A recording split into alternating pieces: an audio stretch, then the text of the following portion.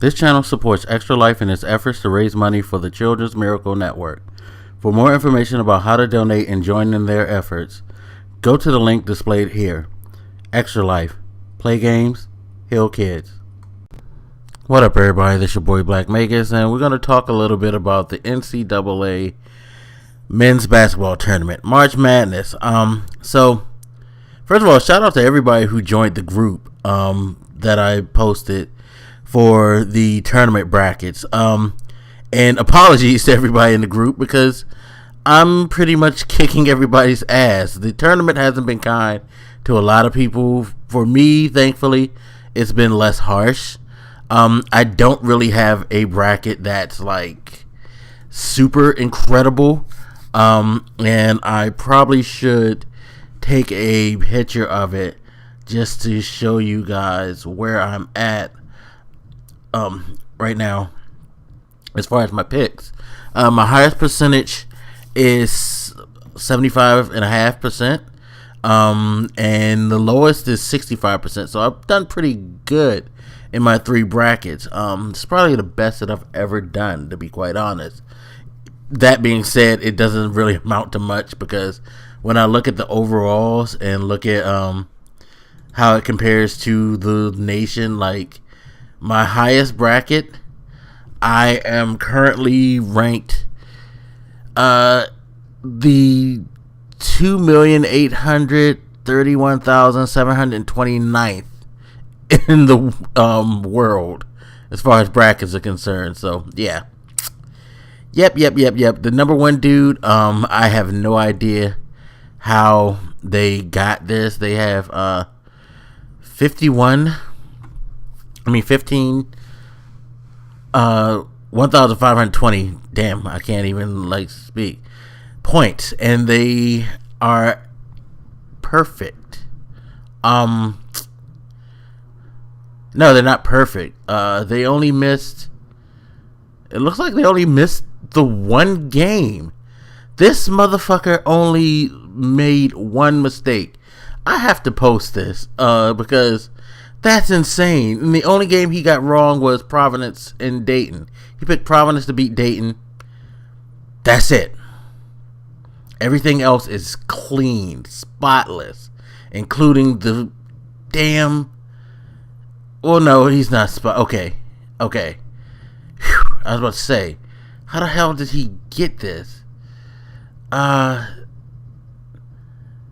why is this the percentage 100? I don't know. His percentage said 800. No, he picked it right.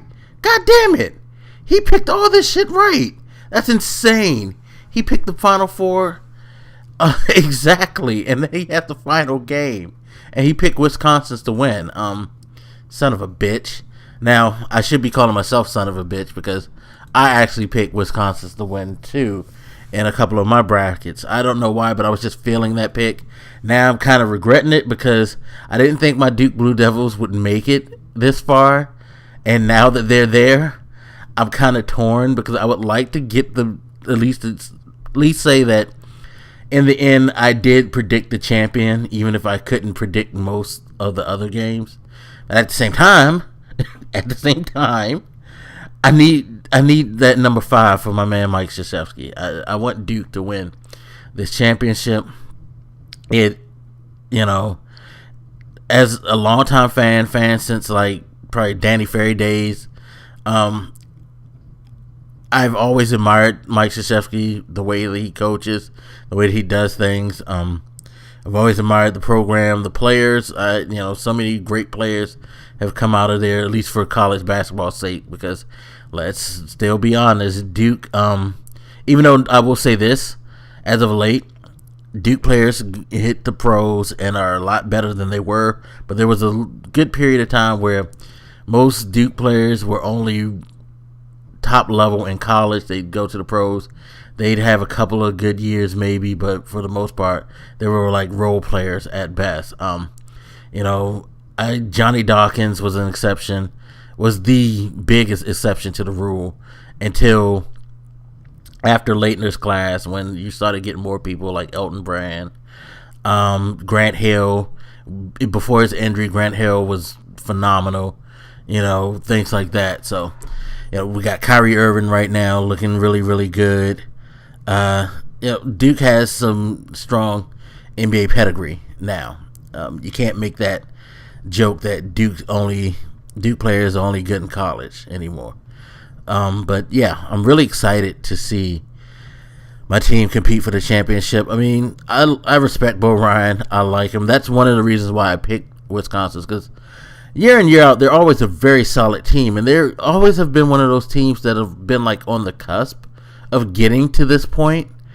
And I felt like last year, they could have done the same thing, but they weren't able. I think Kentucky was the one who actually beat them last year by 2 points, ironically. So they got a little revenge, but he's always put together really solid teams that play great defense. He's a great coach. They execute very, very well. He has a good program. And for Wisconsin fans, it would be cool to see them win a championship. That being said, again, fuck that. I need Duke to win, but it is what it is. Now, before we go on to the last part of this video, I want to talk about the Kentucky-Wisconsin game. There's two things that I feel like I need to say. I mean, there's no reason to talk about the Michigan State Duke game, because I did not expect it to go down like that.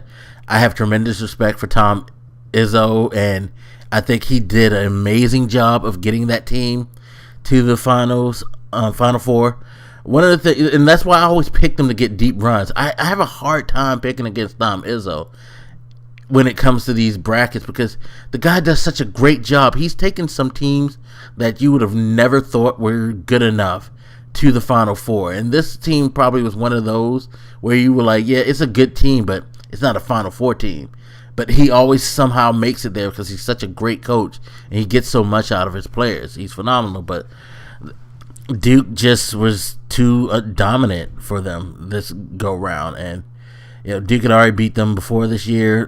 They came out on fire. They looked good. Looked like they were going to take it to Duke, but Duke settled in and just trounced them. So that's about all you can say about the game. But good run by Michigan State. Michigan State fans have nothing to be ashamed about.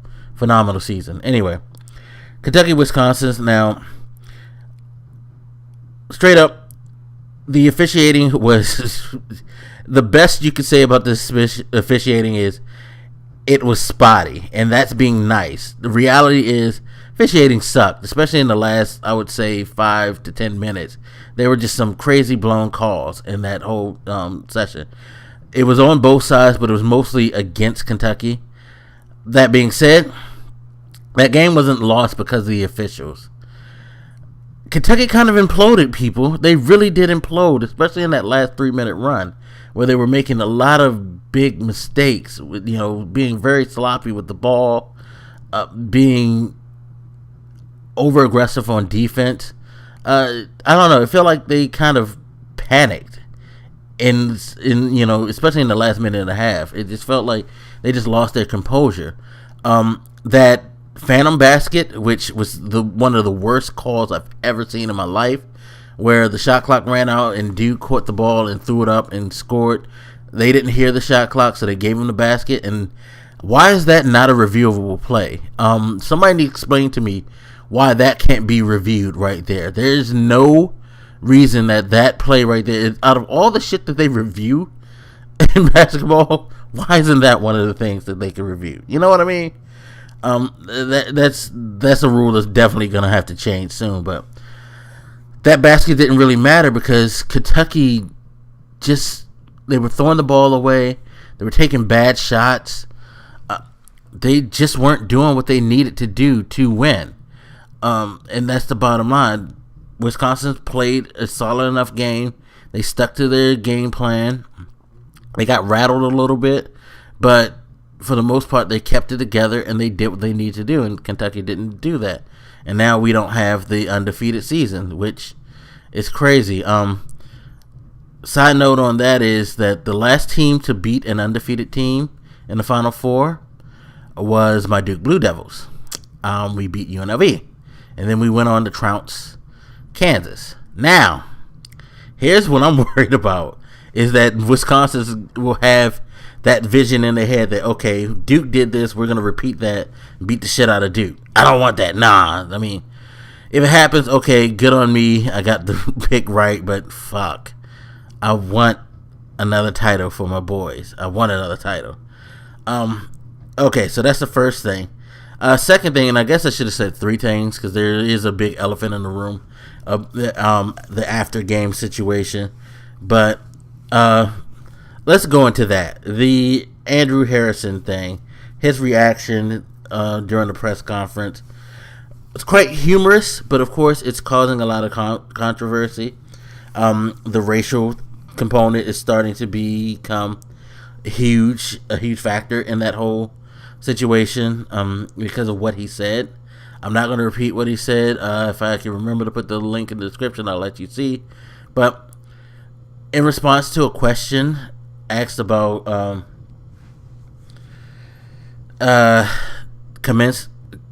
is it, Kaminsky? Fuck, I forget his last name.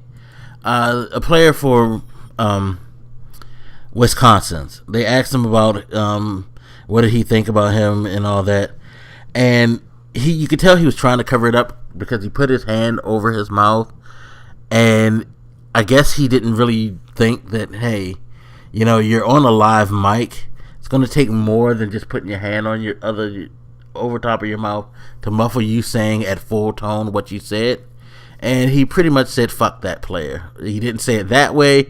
He used a term that I try not to use as much as I used to when I was younger. So in any instance, if you guys saw it, you know what I'm talking about. If not, I'll try to remember to put the link in the description.